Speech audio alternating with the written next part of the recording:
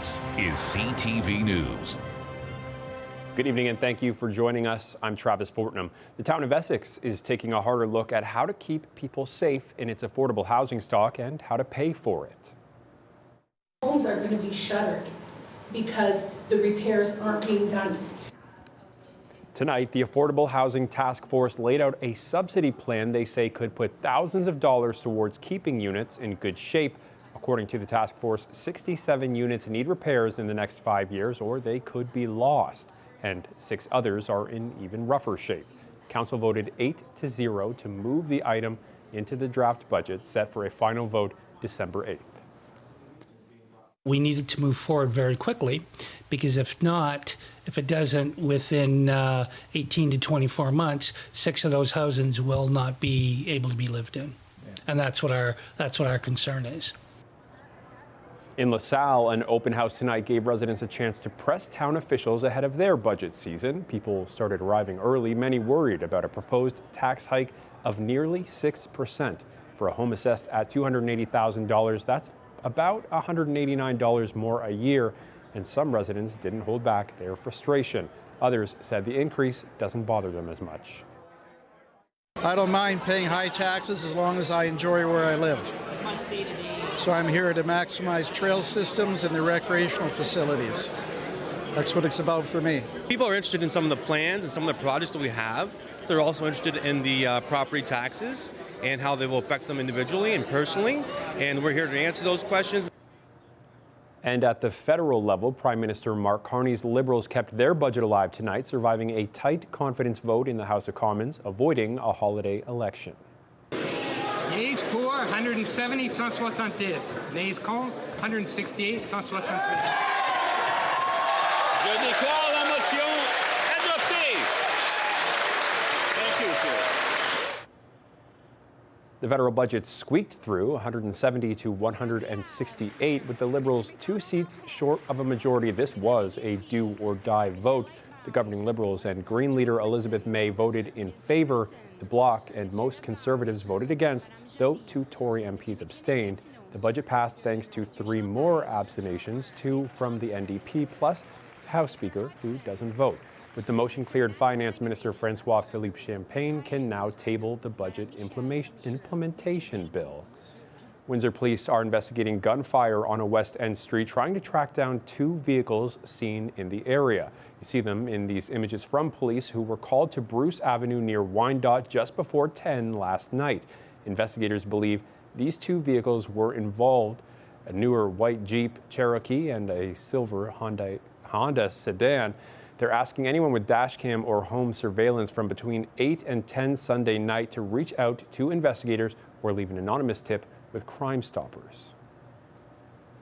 They're also investigating after a white Ford Explorer was found engulfed in flames around 2:30 this morning. Police and Windsor Fire called to Highland Avenue. No one was hurt, but the SUV is heavily damaged, and investigators say the fire is suspicious. The arson unit is asking anyone with pictures or videos from 1:30 to 2:30 a.m. to reach out. Windsor police have arrested a 38-year-old man in an online child luring case. They say in October he chatted with who he thought was a 15-year-old girl and made plans to meet. They later learned he'd also been messaging someone he believed was 12. Investigators arrested Randall Arthur Moody on November 14th. He's charged with 2 counts of using telecommunications to contact someone under 16 for a criminal purpose. And a 23-year-old is dead after a single vehicle collision in East Windsor on Friday night. Windsor police say the vehicle struck cement pillars on Paulette and burst into flames. The driver was pronounced dead at the scene.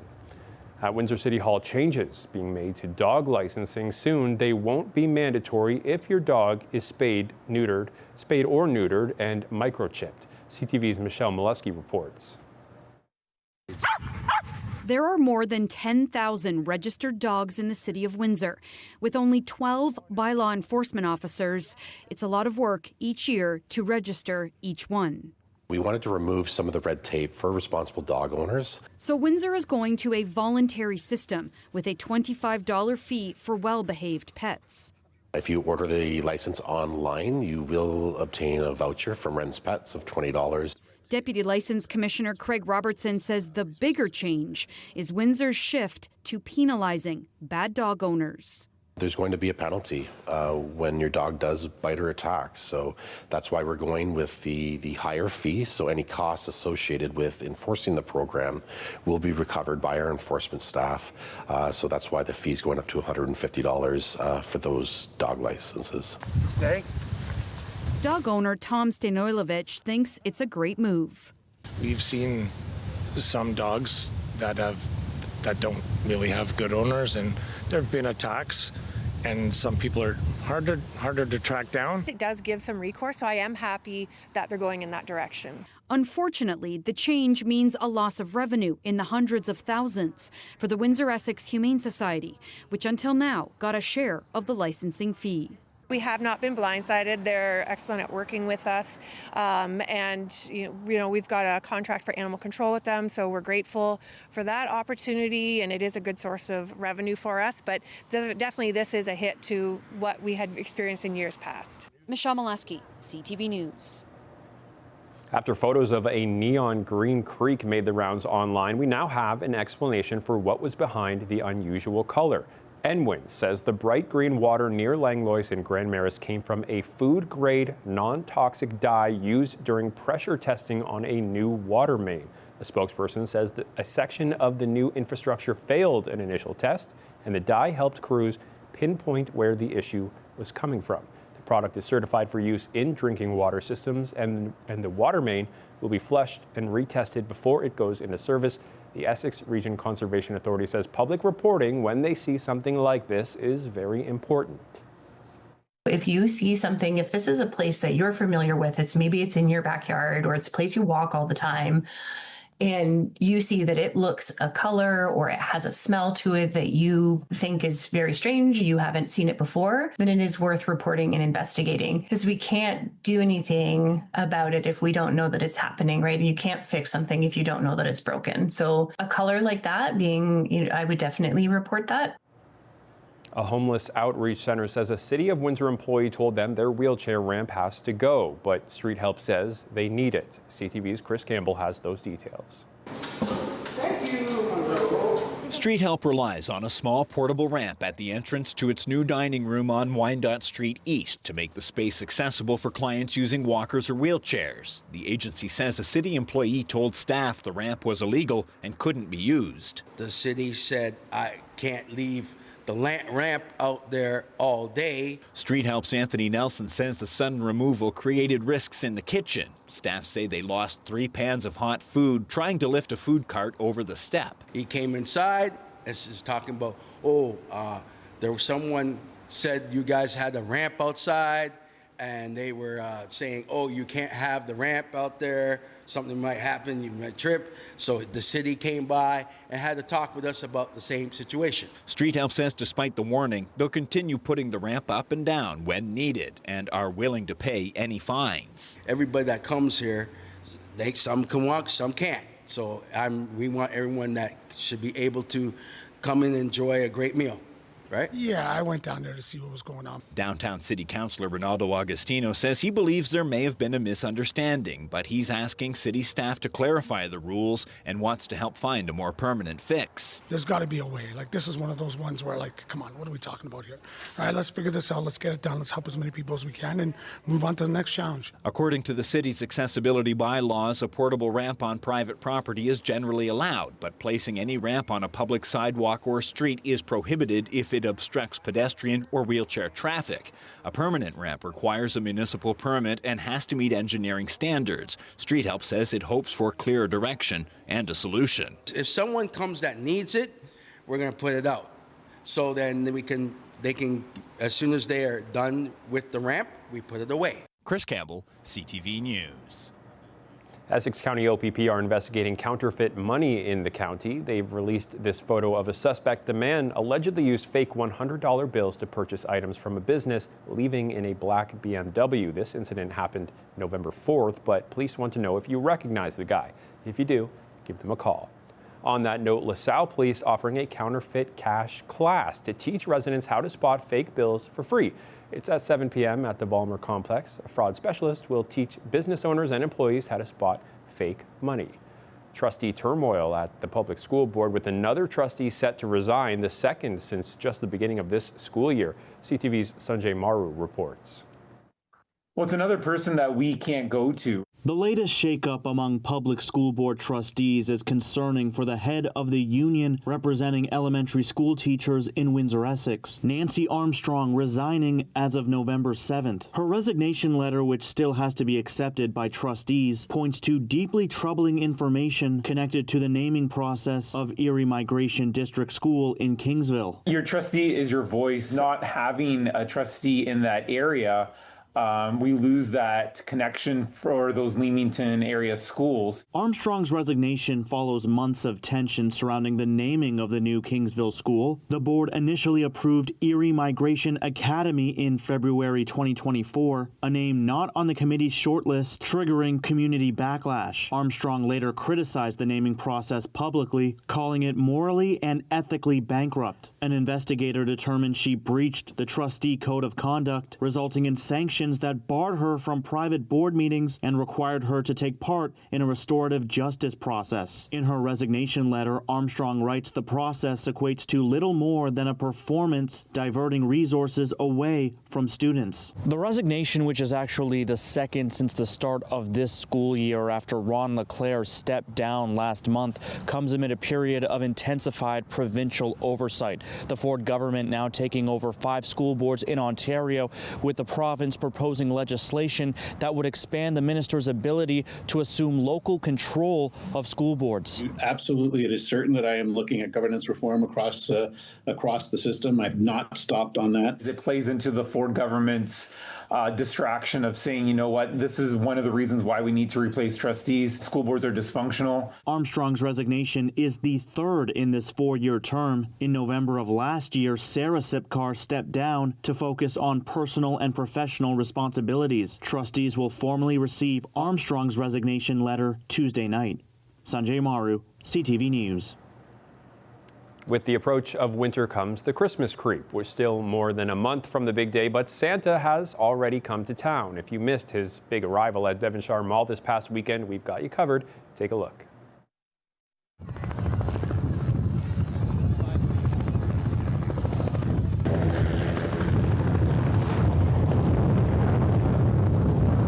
He was really cool because it's Santa.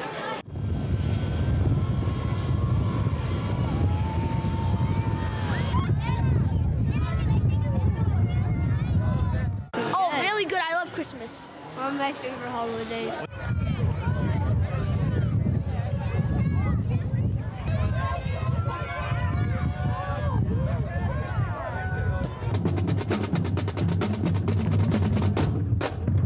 What's your favorite part about it? How you get to spend time with your family. How you get to spend time with your family.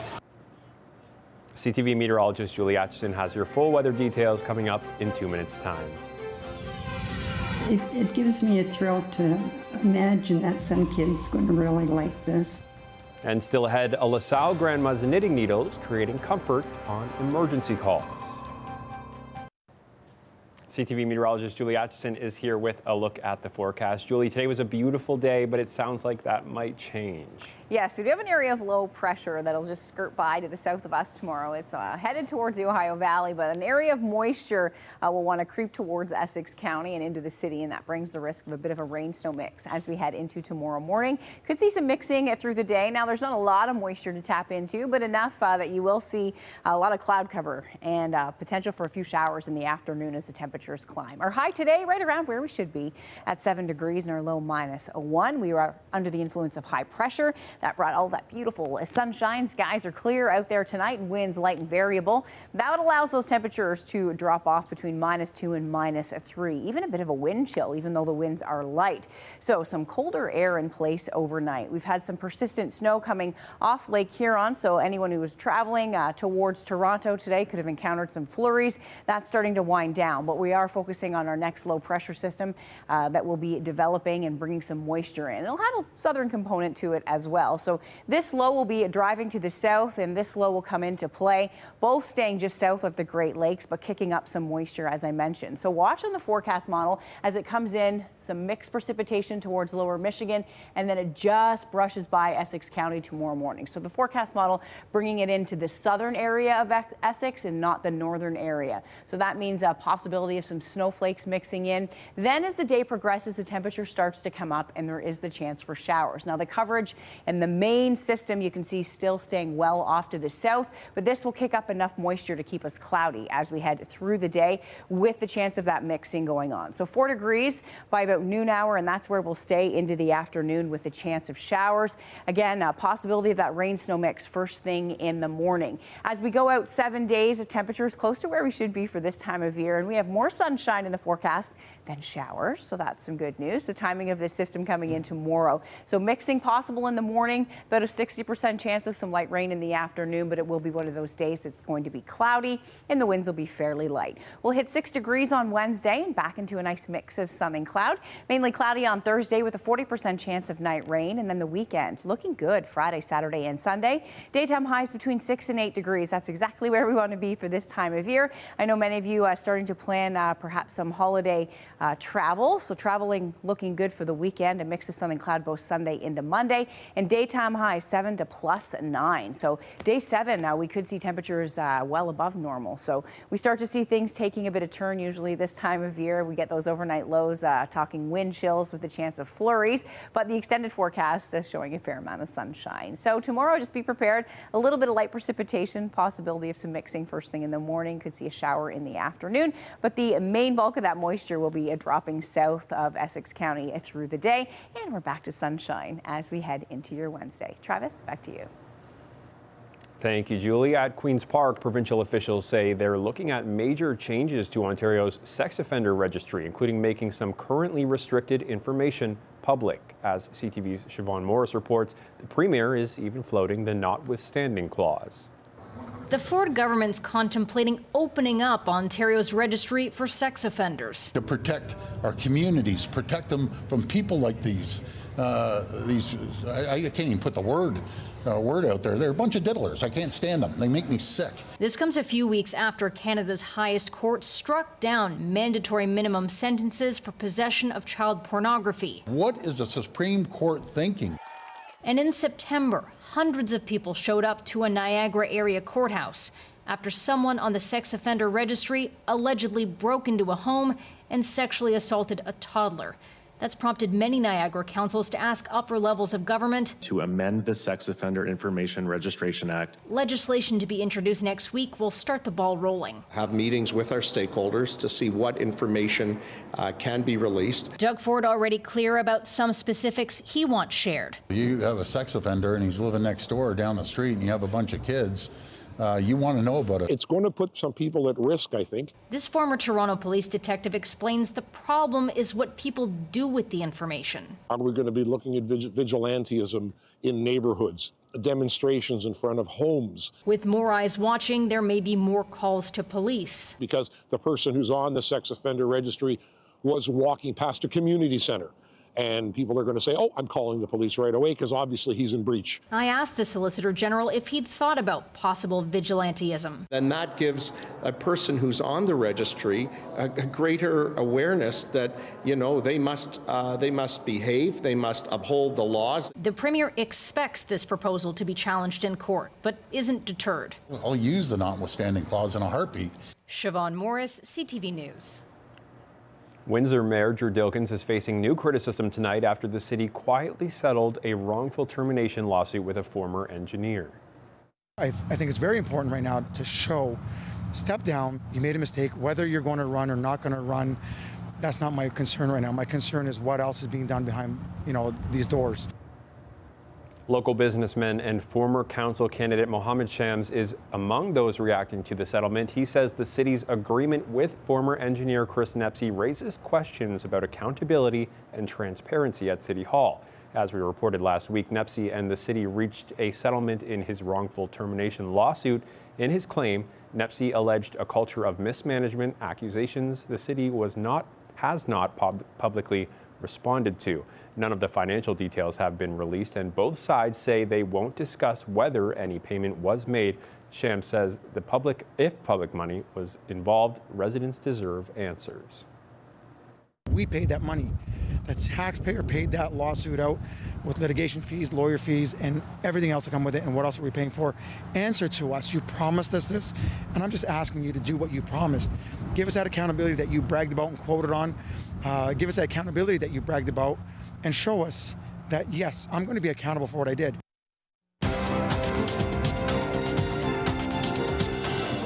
Red arrows across the board to start the trading week. Losses in the technology sector drove the TSX 250 points lower. The Dow fell over 550 points and the Nasdaq dropped almost 200. The dollar was slightly lower. Gold was off close to $20 an ounce and oil slipped 9 cents a barrel.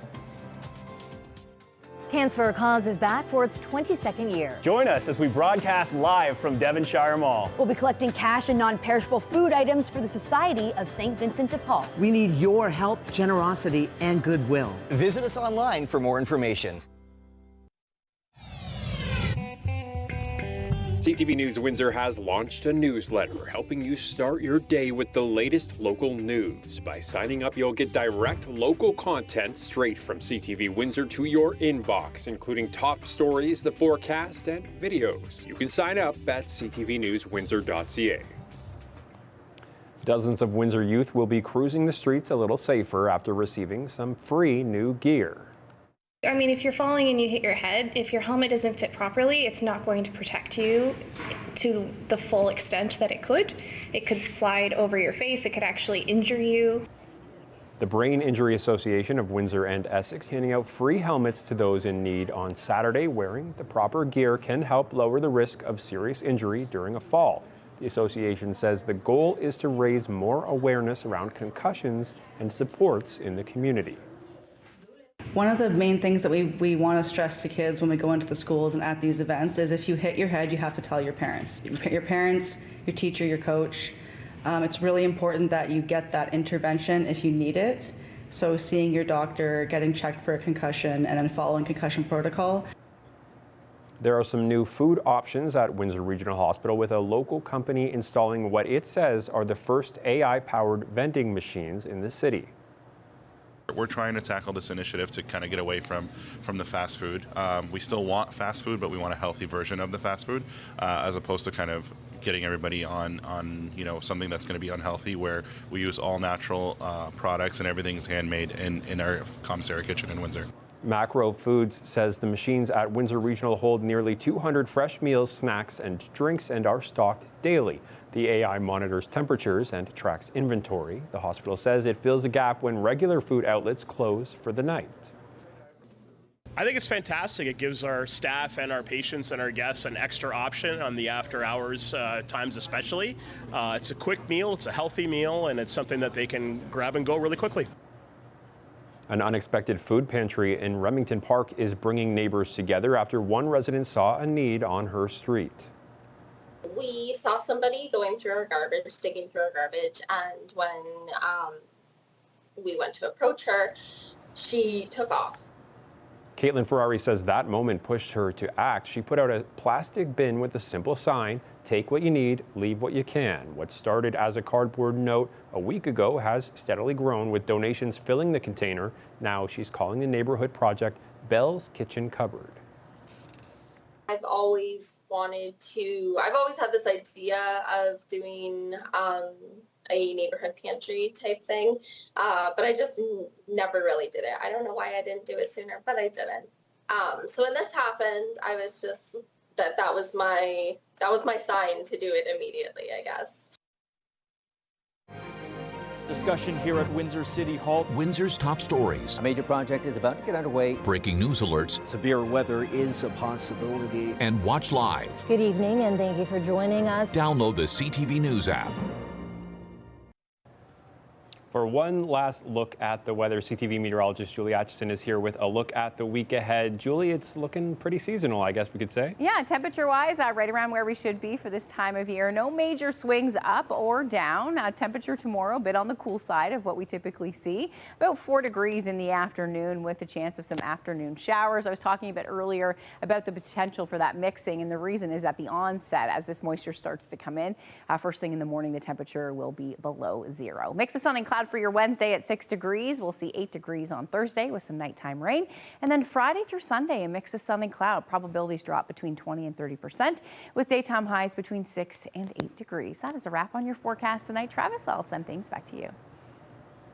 Thank you, Julie. Finally tonight, a LaSalle woman is using her knack for knitting to put smiles on the faces of children in the community. CTV's Robert Lothian stitched together this story. Is making a hat for one of the dolls, and I made it too big. On the average day, Betty Chaborik has more time than she knows what to do with. More often than not, those days include her knitting needles. I'm left-handed, and I was taught with the right hand. So I don't know how to switch it over, so it takes me a while to knit. Chaborik turns balls of yarn into colorful dolls, an art she began perfecting years ago to please her granddaughters. Those same creations now find themselves in the hands of first responders. They put them in the police cars and the fire trucks and handed them out. What began as a donation to a holiday toy drive last year has these creations instead being handed out to children experiencing traumatic events.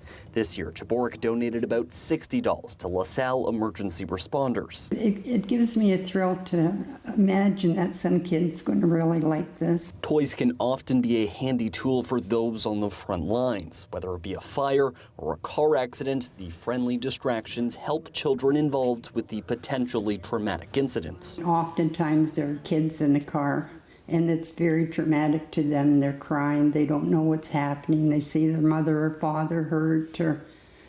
So this helps them just to hang on to something.